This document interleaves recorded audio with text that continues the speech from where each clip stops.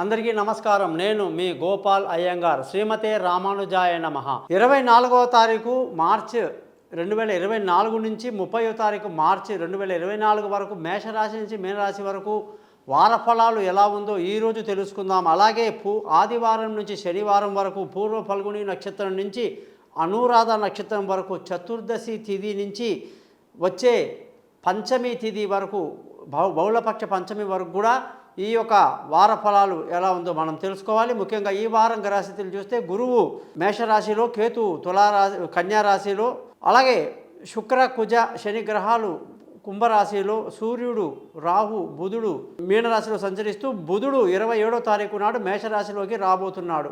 మరి ఈ పరిస్థితిని బట్టి 12 రాశులకు ఎలా ఉంటుందనేది ఈరోజు తెలుసుకుందాం. మీరందరూ కూడా నా ఈ ఛానల్ని సబ్స్క్రైబ్ చేయడం మీ ధర్మంగా భావించండి. మీ బంధువులకు, స్నేహితులకు నా గురించి తెలియజేసి మా యొక్క ఆశీర్వాదాలకు మీరు పాత్రలవుతారని ఆశిస్తూ, మీకు ఎటువంటి ఇబ్బందులున్నా జాతకపరంగా కూడా మీ date of birth, time of birth, place of birth నేను ఇచ్చిన పైన నెంబర్లో నాకు వాట్సాప్ చేయండి.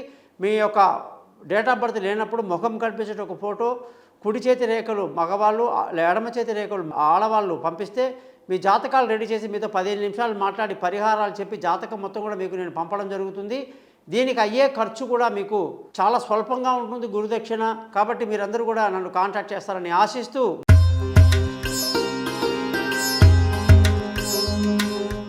కన్యారాశి వాళ్ళకి 24వ తారీఖు మార్చి నుంచి 30వ తారీఖు మార్చి వరకు కన్యారాశి యొక్క అధిపతి బుధుడు ఇన్ని రోజుల వరకు మీనరాశిలో సంచరిస్తూ సప్తమంలో మంచి చేశాడు. ఇప్పుడు అష్టమంలోకి వచ్చాడు. విషమ స్థానం అంటే పరమ శత్రువు స్థానం మేషరాశిలోకి రావటం కన్యారాశి వాళ్లకు 27వ తారీఖు నుంచి అనేక ఇబ్బందులకి గురి అయ్యే అవకాశం ఉంటుంది. మర్చిపోకుండా ప్రతిరోజు కూడా విష్ణు సహస్రనామాన్ని చదివి బయటికి వెళ్ళిన వాళ్ళకి ఎటువంటి ప్రమాదం కానీ ఇబ్బందులు లేవు. లేకపోతే అష్టమ స్థితి వల్ల బుధుడి యొక్క స్థితి అనేక ఇబ్బందులకు గురవుతారు. అలాగే ఉద్యోగంలో కూడా ఇంతవరకు ఉన్న మంచి పేరు ప్రఖ్యాతి అంతా కూడాను అష్టమంలో రావటం వల్ల బుధుడు ఉద్యోగంలో ఇబ్బందులు అవి వస్తాయన్నమాట. అయితే ఈ వారంలో రావాల్సిన డబ్బు సకాలంలో చేతికి అందక కొంత ముందు వెనక అవుతుంది. దాని విషయంలో జాగ్రత్తగా ఉండాలి. పిల్లల చదువు విషయంలో జాగ్రత్తగా ఉండాలి. బంధువుల, స్నేహితుల సహాయ సహకారాలు బ్రహ్మాండంగా లభిస్తాయి. మానసికంగా బాగా ధైర్యాన్ని కలిగి ఉంటారు. విలువైన వస్తువులు, భూములు, వాహనాలు కొనడానికి ఈ వారం సరిగ్గా లేదు. తల్లి ఆరోగ్య విషయంలో జాగ్రత్తలు తీసుకోవాలి. ముఖ్యంగా సంతానం విషయంలో వాళ్ళ చదువు, వాళ్ళ డెవలప్మెంట్, విదేశీయానాలకు వెళ్ళి చదువుకునే వాళ్ళకి బాగుంది. తగు జాగ్రత్తలు తీసుకుంటూ ఉండాలి. ప్రయాణంలో కూడా తల్లి యొక్క ఆశీస్సులు బాగున్నాయి. ముఖ్యంగా తెలివైన నిర్ణయాలు కూడా తీసుకుంటారు. ఆరోగ్యం బాగుంటుంది. శత్రువులు ఉండరు. అప్పుల బాధలు ఉండవు. భార్యాభర్తల మధ్య కూడా చిన్న ఇబ్బందులు, గొడవలకి అవకాశాలు బాగున్నాయి.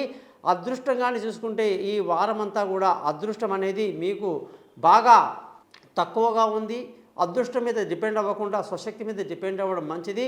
ఉద్యోగంలో ముందుగానే చెప్పాను, ఇబ్బందులు గురయ్యే అవకాశాలు ఉన్నాయి 27 తర్వాత. ముఖ్యంగా వ్యాపారస్తులందరికీ మంచి లాభాలు ఈ వారంలో కనిపిస్తున్నాయి. వ్యాపారంలో ముందుకు దూసుకువెళ్తారు. ఖర్చుల విషయానికి వస్తే ఖర్చులు మీకు అధికంగా ఉండే అవకాశాలు లేకపోలేదు.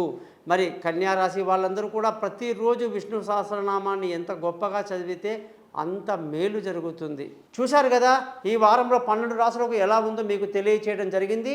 మీ జాతకాలు తెలుసుకోవడానికి కోసం తప్పకుండా పైన ఇచ్చిన నా నెంబర్లను మీరు నన్ను కాంటాక్ట్ చేస్తారని ఆశిస్తూ, చాలా సింపుల్గా మీకు పరిష్కారాలు చెప్పి మీ యొక్క సమస్యల్ని దూరం చేసేటువంటి ఆలోచన నేను చేస్తాను.